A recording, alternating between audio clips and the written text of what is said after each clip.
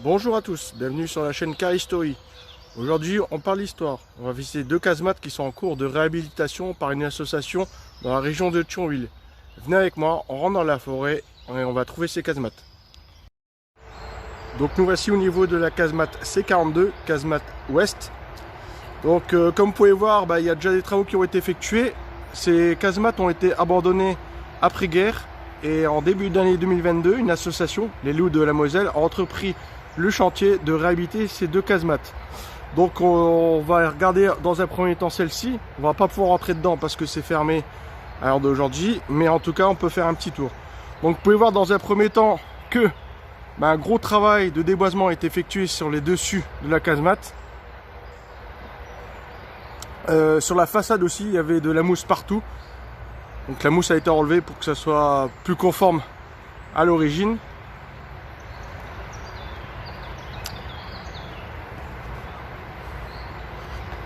Le fossé a été vidé de son eau.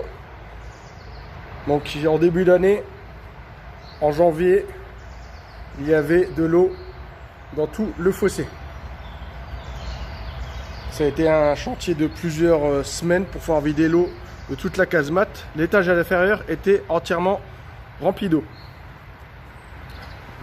Donc voici les créneaux de tir. Donc d'un côté, un canon anti-char de 37 mm et les mitrailleuses Rebel en montage mixte.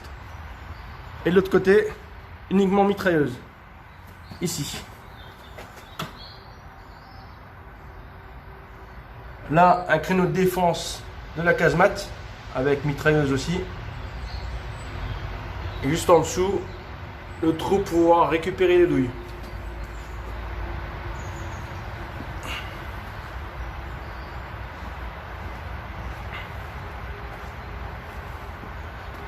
Donc on va s'approcher de la porte d'entrée de la casemate.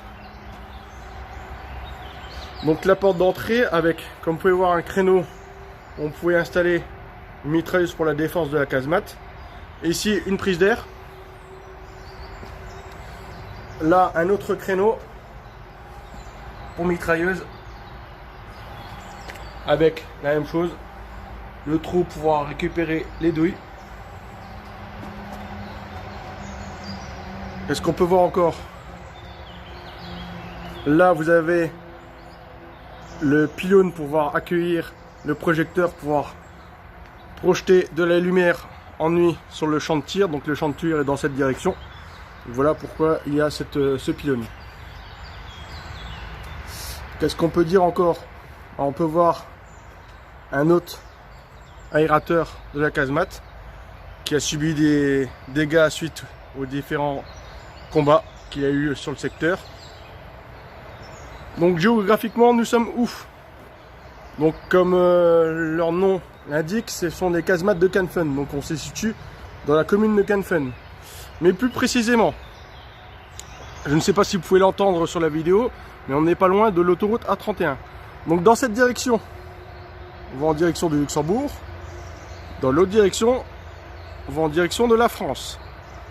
Donc ces casemates étaient là pour protéger. Il y avait déjà une route à l'époque, bien avant guerre, il y avait déjà une route qui menait jusqu'à Canfin. Donc il fallait absolument la protéger. De l'autre côté de la route, il y a aussi une casemate qui permet de protéger celle où je suis actuellement. Donc géographiquement, nous sommes là. En contre-haut, il y a un gros ouvrage d'artillerie, l'ouvrage d'artillerie de Molvange. Donc les casemates étaient là aussi pour pouvoir permettre la continuité des feux, tout simplement. Et derrière les casemates, on ne le voit pas, mais dans cette direction, à environ 2 km à vol d'oiseau, il y a l'ouvrage de Imorov, celui que je vous ai fait montrer en début de semaine dernière. On va aller faire un tour sur sur les hauts de la casemate.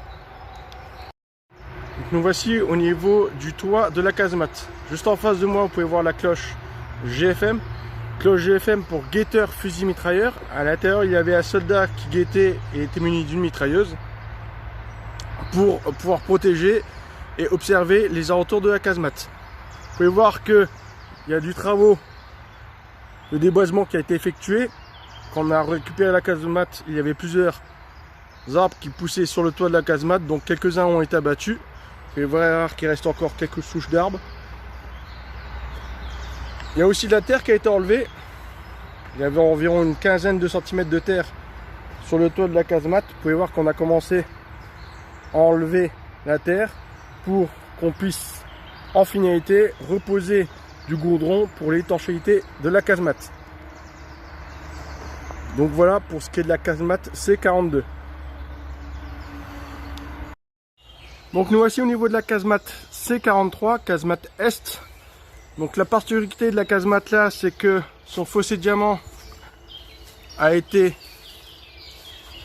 rebétonné après-guerre. Donc il n'y a plus qu'un fossé diamant devant la porte et devant les créneaux de tir. Le reste a été comblé par du béton. Vous pouvez voir que là vous avez la cartouche de la casemate. Quand je dis la cartouche, c'est là où il y avait marqué le numéro de la casemate, tout simplement. Il y a aussi le projecteur qui est toujours en place avec une inscription CFL 13. Les deux créneaux de tir. En voilà un.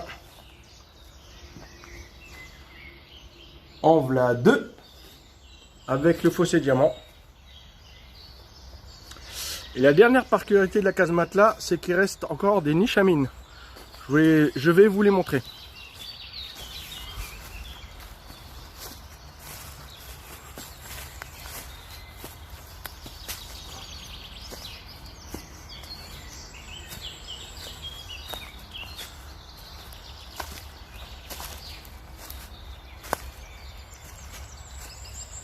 Donc voici les niches à mine.